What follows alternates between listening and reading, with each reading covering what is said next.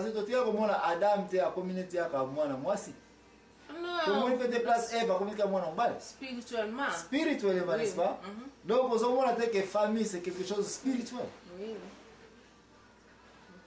Est-ce que vous avez que moi si Adam na Eva sangani ba comme zoto moko aussi au monde zoto moko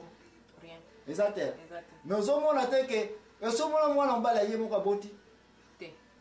aussi au monde mwana mwasi yemo ka boti Te. Engo ba ke mwasi aye awa mobali aye awa ba mwe bale ba sangani ba comme zoto moko nini wako mwana kati wana Mbuma leo mwana wana. Mwana n'est-ce pas? Bon mwana nande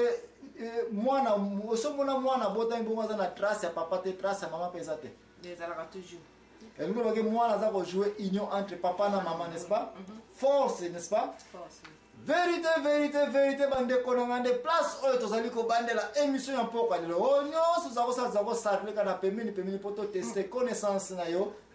Poto tester Nina moyo yebi concernant la famille avant que tu kokoba mais mama likambo ya mpoko aleloyo Mateya na biso ezali koleka na mukanda ya 1 chronique ozana bible kende kotanga mbangu mukanda ya 1 chronique chapitre 11 verset 1 soit na 2 place on voya ko la puissance ya makila place on voya ko mona place bana Israël ba yeko bonde la roi David ba le roi David yo kala biso mawa biso kona yo tozali ya makila moko tozali ka famille moko tozali ka bana libota moko puissance ya makila yango to démontrer comment puissance ya makila ya famille papa maman et les enfants forment la famille place to ya koyebela mokano nzambe ezali ndenge nini puissance ya nzambe ezali ndenge nini concernant la famille et vraie famille ezali nini kokende mosika te tant tozali kozonga ndeko na ngai de place to comprendre qu'est-ce signifie la famille pour comment famille mingi tozali kosala dérangement na définition ya selon nzambe apesela kiango mena poko alelo avant que ozonga na ndako na yo okozonga sous na tono vide te okozonga na connaissance concernant droit d'héritage qui est makila puissance ya papa puissance ya mama ba mbale ba former nzoto moko famille moko le temps kozonga tokoyeba est-ce que na bonkoko na biso est-ce que na culture na biso est-ce que na société na biso famille ezali respecté selon définition ya nzambe ya mo famille c'est dans l'activiste ko kene mosiote ko kimate po yo tanto tuna ko ba keso kimate Leo na okimate tozali kozonga lisusu merci mingi ndeko na ngai ko kene mosikate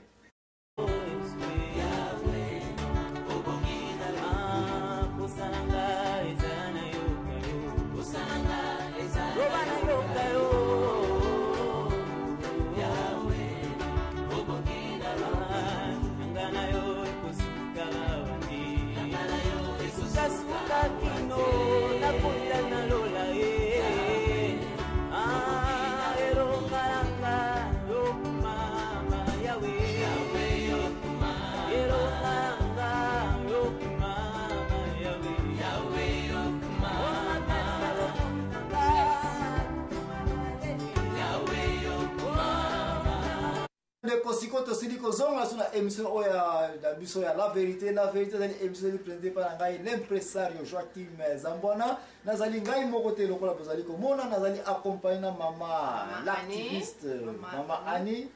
ye na ko viser awa epana ye parce que na bengi saki na studio zo kita yako ya te na biso sava na ko yaka parce que na tout ça question belé na téléphone yo muta ko participer yo muta poser so question que préparer so émission concernant héritage famille parce que quand même belé pesa ko le kana société na biso concernant valeur ya famille to famille pesa ba to belé ba za comprendre yango te yango wana to zongi na émission oyo mais émission oyo ndenge to ko développer on pona ba oyo ba retard toza ko tenter ko démontrer définition ya famille to bani na famille selon culture na biso et que il était moi si na famille na ye batu babota mingi bumoko ba papa paza na famille na ye ko to babota mingi bumoko ndia mwana toza ko ba ke famille ya ye mi baza ko bala a famille na bango ya mwasi na nga boke ne pa famille na bino bana mama soko ya boke ne pa famille na bino ba kote wa papa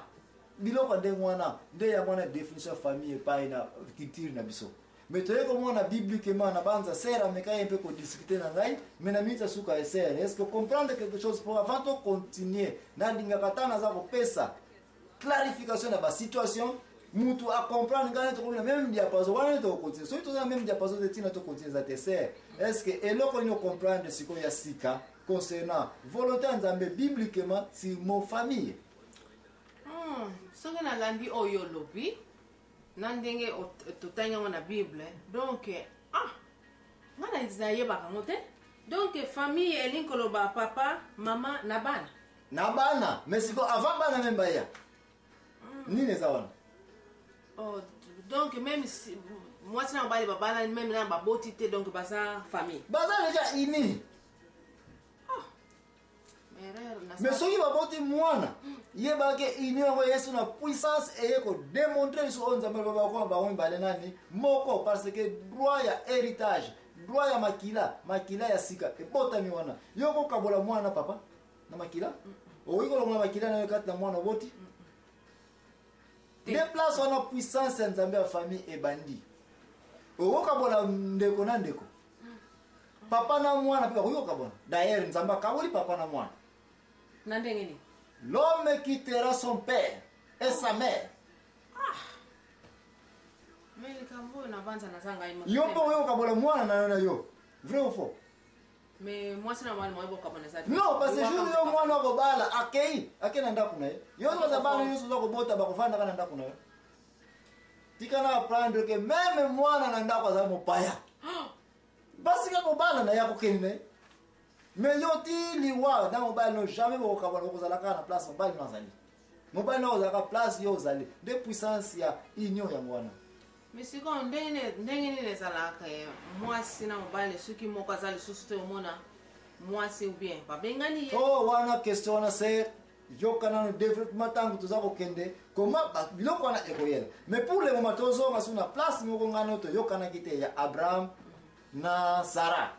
azali kobota te n'est-ce pas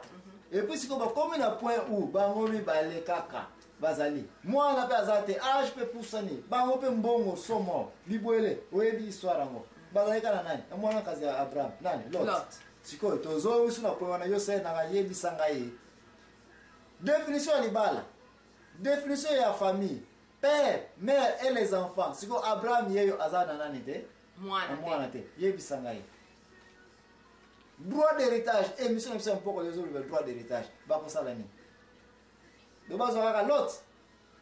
bazwaka lot po baza na mwana te et pourquoi pas siko ye Sarah ye pa kene pa Betuel ndeko na ye aloba ete Betuel yo pe yaka ko hériter susu biloko ya yombali nanga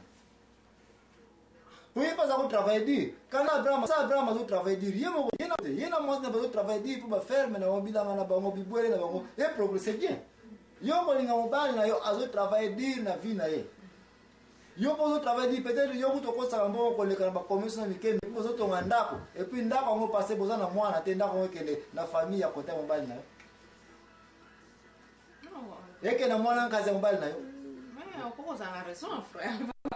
biso na société na biso za boye te mais yo yebisa ngai na motema est-ce que kolinga mbongo nyonso ya commerce ozosoma ba super wax te ozosala eloko ni parce que boza koconstruire ndako boza koconstruire business mpo boboti te et puis mobali na yo kolobake ngai ko nga mobali na décide soki nakufi babiloko nyonso yo omoneli pasi ozolalaka nzala ya basima banini biloko nyonso okendeka epai ya bana kasi na nga wane kosimba te sinakaya lote eza bongo te lote azalaki nani mwana kasi ya nani ya abraham sikoyo balobi ete nga na nakufa na nga kipaka mpe eye biloko efo etikala epai mwana nkasi na ngai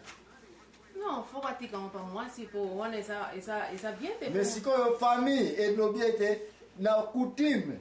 eza koloba ete biloko nyonso ya mobali efo eke na famille ya mobali ata yo omonaki yango mpasi bon pourquoi pas siko biloko wana ekene pa Betuel qui est frère ya abraham ya nani ya Sarah yo ya abraham alinga sepela de place oyo tozali na vérité na émission ya la vérité mpo tokoka kodémontre ete chaque fois nzambe ntango apamboli famille papa mama et les enfants qui forment la famille droit d'héritage jamais ekoki kosalema soki ka mwana ebimi nanu te